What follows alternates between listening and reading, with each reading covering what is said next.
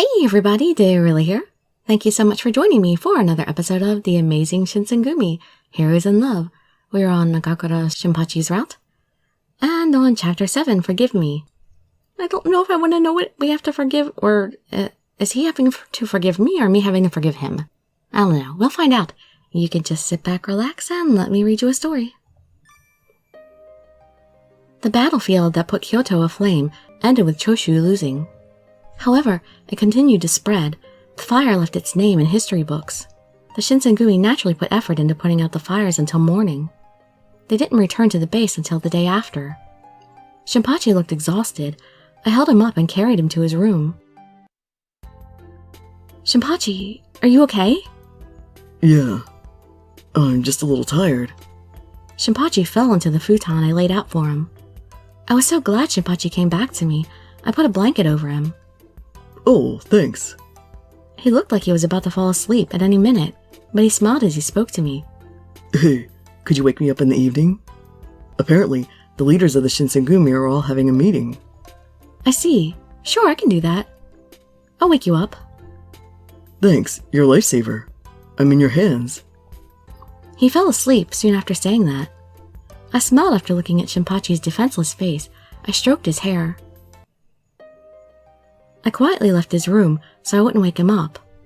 When I did, I started to feel bitter stares.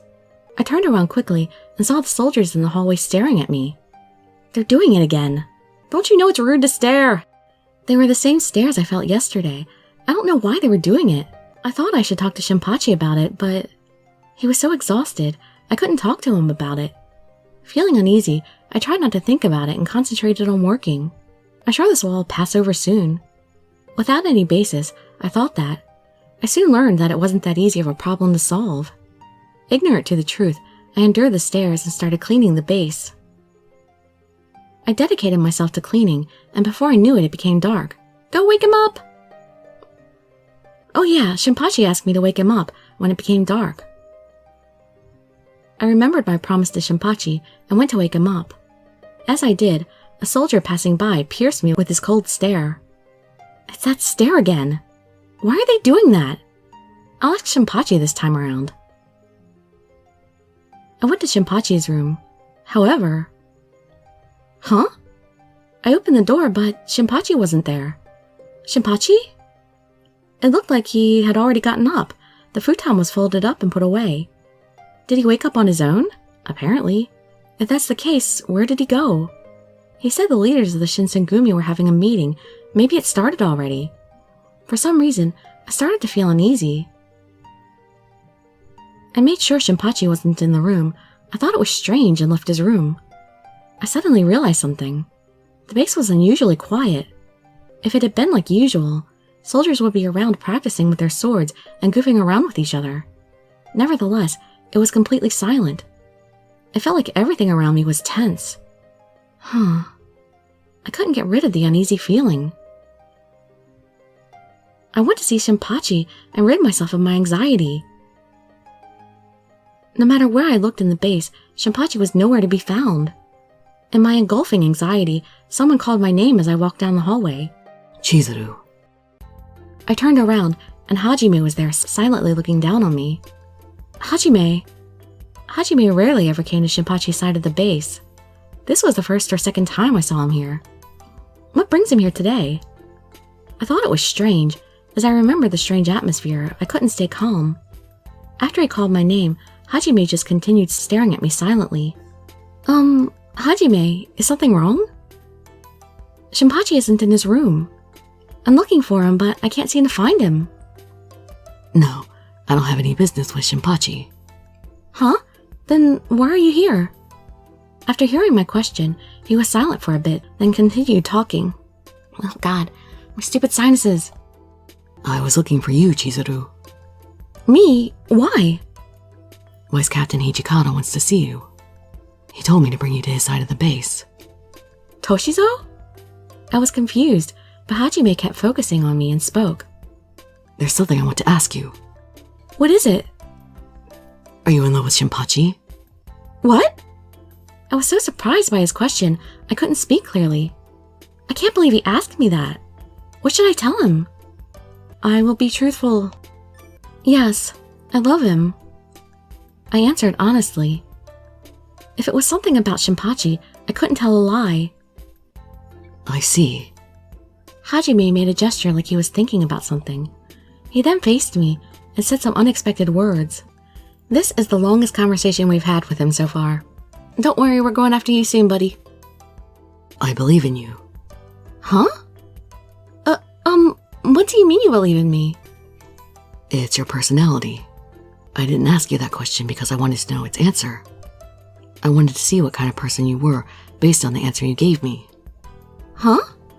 I didn't understand what Hajime was trying to tell me, not in the least. He wanted to see my personality, then he says he believes in me. What is he talking about? I tilted my head, and Hajime continued talking. Well, his smile's gone. I'll take you to Vice Captain Hijikata now. No matter what he says to you, keep your faith. Don't waver. No matter what happens to you. That is all I can tell you. It seemed like he had a deep meaning behind his words. I stood quietly and crossed my arms. I didn't understand what Hajime meant, but he took me to Toshizo's part of the base. When I entered the room, Toshizo stared at me with somewhat strict eyes. Ms. Yukimura, I called you here today to ask you something. Yes? What is it?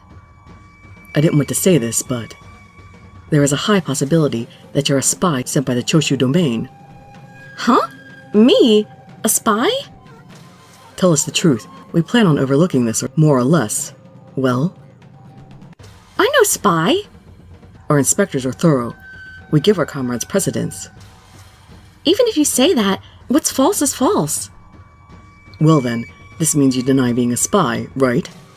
Of course, I'm really not a spy. All of a sudden, everyone thought I was a spy. I was so confused. Why did this happen all of a sudden? I finally understood the reason for everyone's cold stares. They thought I might have been a spy. I'm sure this is what Hajime was talking about when he said he believed in me. Even if I understood these things, that didn't change the current situation. Of all things, they thought I was a spy. In other words, the Shinsengumi's enemy. I was on the brink of tears. And what did he mean exactly by, we plan on overlooking this more or less? I unconsciously started thinking about Shinpachi. Does Shinpachi know about this? Shinpachi, where are you? Please save me. When I shouted that in my mind, Excuse me. Right before my eyes, Shinpachi appeared. Shinpachi! Pleading for his aid, I looked directly at him. However, Shinpachi didn't even glance at me. Shinpachi, so you came. I leave the rest to you. Is this a test? Are they testing me? Okay. Toshizo glanced at me and then left the room. It was just Shinpachi and me in the room. Shinpachi, I was confused and didn't understand what was going on. I wanted Shinpachi to save me. Unfortunately, he didn't look at me. He just hung his head low. Shinpachi, what's wrong? It can't be. Do you think I'm a... As I asked him, Shinpachi interrupted me mid-speech. Chizuru, are you a spy? I was astonished at his words. His words, his tone, were soaked in prejudice against me. How many times do I have to say it? I'm not a spy! Sounds like you guys have already made up your mind, though. I was so depressed, I couldn't even talk. Well, are you? Answer me. Why are you asking like that? Hurt, I looked at Shinpachi and answered. I'm not a spy. There's no way I'd do that. I'm not a spy. Why are you doubting me? I threw my gushing sorrow at Shinpachi. I didn't want to doubt you. I didn't want to believe you were a spy. But I don't want to doubt my friends either. As he said his piece, he looked at me intensely. Take off your clothes. What? Now's not the time, Shinpachi. I couldn't believe what I just heard. What do you mean, take off your clothes? This is how the Shinsengumi deal with suspects. We strip them and make them confess. That can't be. Vice Captain Hijikata is the one that usually carries this out. I asked him if he would let me do it this time. I didn't want another man to see you naked. Shinpachi. But doubting you and making you strip is just too cruel. I know this. I know, but I'm a member of the Shinsengumi. Shinpachi? I had a feeling that making their suspect strip was a form of humiliation. Right now, the person I love is telling me to do that. Is there anything more depressing? I couldn't bear with the great sorrow I felt inside of me. I was desperate, just trying to hold in my tears. Strip yourself, or I'll take your clothes off. You choose. Do I have to get naked no matter what? If it will clear my name, then I'll take my clothes off. It was getting hot in here anyway. I'll take them off myself. I said that and put my hand on my kimono. He came closer and grabbed my hand. I'll take them off. Forgive me. Shinpachi put his hands on the strap at my waist and pulled it. My kimono came loose and my bare skin was exposed. My skin was exposed through the cracks of the loose kimono. I was so embarrassed. Shinpachi looked like he was in pain, but he stretched his hand out toward my body. I'm going to make sure you weren't hiding anything. These are the regulations. Please endure it. His big hands groped the inside of my kimono. My neck, shoulders, chest, waist, hips, and thighs. He slowly groped me from head to toe. Why is he patting me down? I'm supposed to strip, aren't I? And then he could see that I have nothing. No weapons. Stop! I instinctively squealed from him touching my body. Sorry, I never meant to do it like this. He looked like he was in pain, and his voice was filled with regret. I spoke in my weepy voice. Shinpachi, tell me one thing. There's something I want to clear up. Who's more important, your comrades in the Shinsengumi or me? Why? After hearing what I said, Shinpachi looked distressed. He stayed silent. He won't say I'm more important. I felt so sad and alone because he wouldn't give me an immediate answer. I couldn't hold my tears in anymore. Tears overflowed from both of my eyes. Shinpachi looked tormented after seeing me like that. He then touched my cheek. Chizuru, I'm sorry. I didn't want to hear him apologize. I felt even more lifeless after hearing it. I couldn't see in front of me because of my endlessly flowing tears. Shinpachi stood there silent as he stared at me. He looked at me saying no words. I felt so lonely. Shinpachi hesitated as he spoke. Chizuru, do you hate me? Can you forgive me? In response to his question, I forgive you. You're just doing your duty, and you saved me from being stripped by Hijikata. Although, really, I wouldn't mind Hijikata stripping me, if it was a different route, if they actually gave him a route. I forgive you. It's not your fault, Shinpachi. I'm sure it's no one's fault. I'm sure that it's this era that's to blame. I don't know, maybe I'm being framed. So many people are fighting for their own sense of justice. It's a chaotic time. Chizuru. After saying those words, I couldn't stand being there any longer.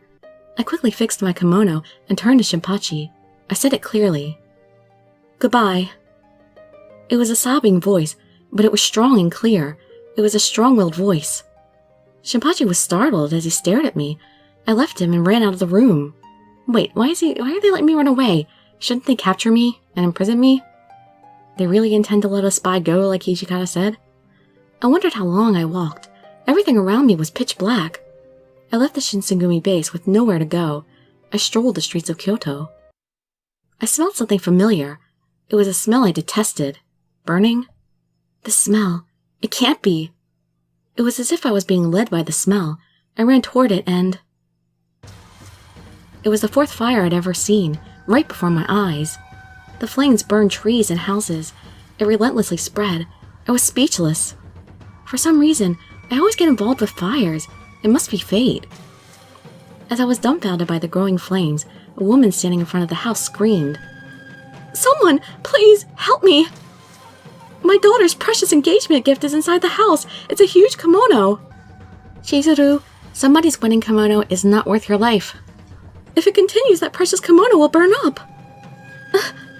After hearing the grieving woman, I couldn't just stand there anymore. I went over to the woman. I immediately covered myself with a bucket of water. Like a fool. I rushed into the house to protect the woman's important kimono. The This is stupid. Why couldn't she save her own kimono?